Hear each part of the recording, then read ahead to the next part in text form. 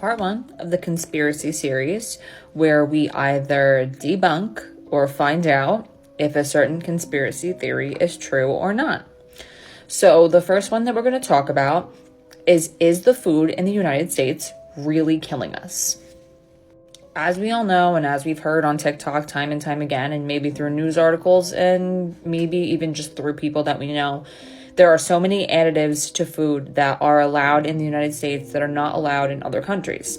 And we've also seen that people that go to other countries, they feel so much better when they're over there, when they're eating food, they're losing weight, they don't have as much bloating.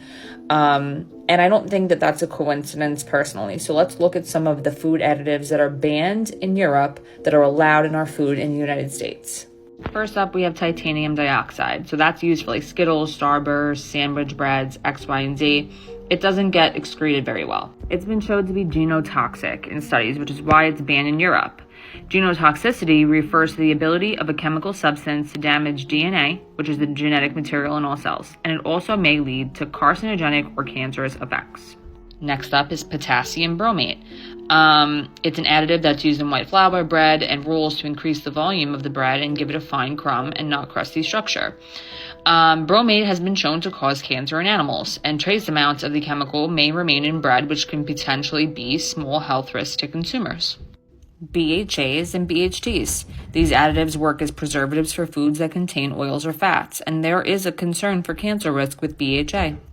Color dyes, which are known to be cancerous, but this specific article states that they have information that the dyes have been associated with hyperactivity and behavioral changes in kids. And then brominated vegetable oil, BVO. BVO is associated with potential health risks, including harm to the nervous system. There are more, but I just wanted to highlight these ones in specific. So with all these chemicals added, we're told, to eat vegetables and eat meats and don't eat processed foods. And that's great. I do agree.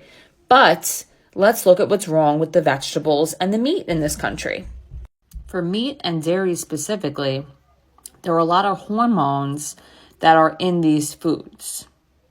These sex hormones do have biological effects in both humans and animals. That could be anywhere from growth promotion related to sex steroids and carcinogenic effects.